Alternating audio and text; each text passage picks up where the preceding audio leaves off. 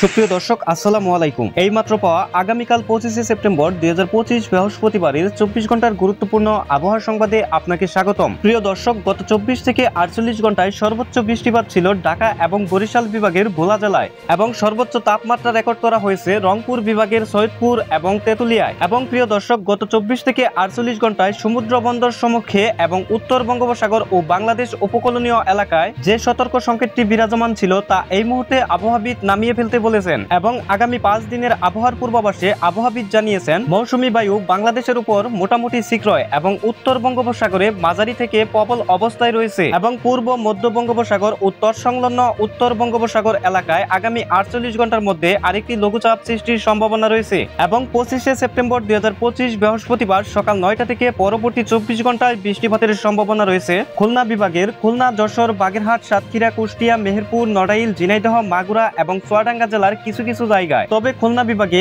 আগামী 24 ঘন্টায় অস্থায়ীভাবে দমকা হাওয়া এবং বজ্র সহ বৃষ্টির সম্ভাবনা নেই বলে জানিয়েছেন আবহাওয়া অধিদপ্তর। এবং 25শে সেপ্টেম্বর 2025 বৃহস্পতিবারের ঢাকা বিভাগের আবহাওয়ার পূর্বাভাসে আবহাওয়াবিদ জানিয়েছেন বৃহস্পতিবার সকাল 9টা থেকে পরবর্তী 24 ঘন্টায় ঢাকা রাজধানী সহ গাজীপুর, নারায়ণগঞ্জ, নরসিংদী, মুন্সিগঞ্জ, মানিকগঞ্জ এবং টাঙ্গাইল, কিশোরগঞ্জ, ফরিদপুর, মাদারীপুর, শরীয়তপুর, রাজবাড়ী, গোপালগঞ্জ, ঢাকা বিভাগের এসব জেলার 2-1 জায়গায় অস্থায়ীভাবে দমকা হাওয়া সহ হালকা থেকে মাঝারি ধরনের বৃষ্টি, সেই সাথে 2-1 জায়গায় বজ্র সহ বৃষ্টি হতে পারে। এবং বরিশাল বিভাগের বৃহস্পতিবারের 24 ঘন্টার আবহাওয়ার পূর্বাভাসে আবহাওয়াবিদ জানিয়েছেন সকাল 9টা থেকে পরবর্তী 24 ঘন্টায় বরিশাল, পটুয়াখালী, ভোলা, বরগুনা, ঝালকাঠি এবং পিরোজপুর জেলার কিছু কিছু জায়গায় বৃষ্টিপাতের সম্ভাবনা রয়েছে। তবে বৃহস্পতিবার 24 ঘন্টার মধ্যে বরিশাল বিভাগে দমকা হাওয়া এবং বজ্র সহ বৃষ্টির সম্ভাবনা নেই। এবং রংপুর বিভাগের আগামী 24 ঘন্টার আবহাওয়ার পূর্বাভাসে বলা হয়েছে সকাল 9টা থেকে পরবর্তী 24 ঘন্টায় রংপুর, গাইবান্ধা, নীলফামারী, কুড়িগ্রাম, লালমনিরহাট, দিনাজপুর, ঠাকুরগাঁও ও পঞ্চগড় এসব জেলার 2-1 জায়গায় অস্থায়ীভাবে দমকা হাওয়া সহ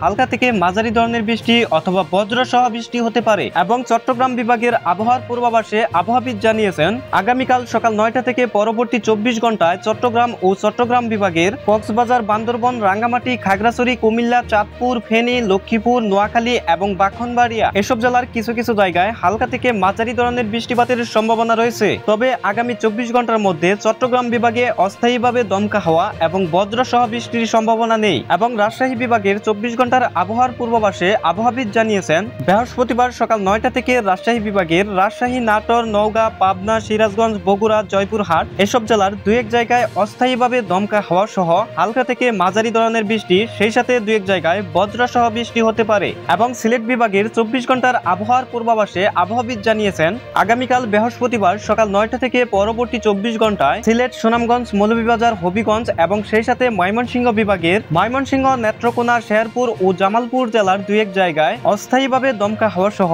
হালকা থেকে মাঝারি ধরনের বৃষ্টি অথবা বজ্র সহ বৃষ্টি হতে পারে। এবং বৃহস্পতিবার 24 ঘন্টার আবহাওয়ার পূর্বাভাসে আবহাওয়াবিদ আরো জানিয়েছেন বৃহস্পতিবার সারা দেশের কোথাও কোথাও মাঝারি ধরনের ভারী বর্ষণ হতে পারে এবং তাপমাত্রা দিন ও রাতে অপরিবর্তিত থাকতে পারে। প্রিয় দর্শক, এই ছিল আমার কাছে আগামী 25শে সেপ্টেম্বর 2025 বৃহস্পতিবারের 24 ঘন্টার গুরুত্বপূর্ণ আবহাওয়ার আপডেট। ভিডিওটি ভালো লাগলে ভিডিওতে লাইক দিন এবং পরবর্তী আপডেট সবার আগে পেতে এমএস ওয়েদার টিভি চ্যানেলটি সাবস্ক্রাইব করে রাখুন।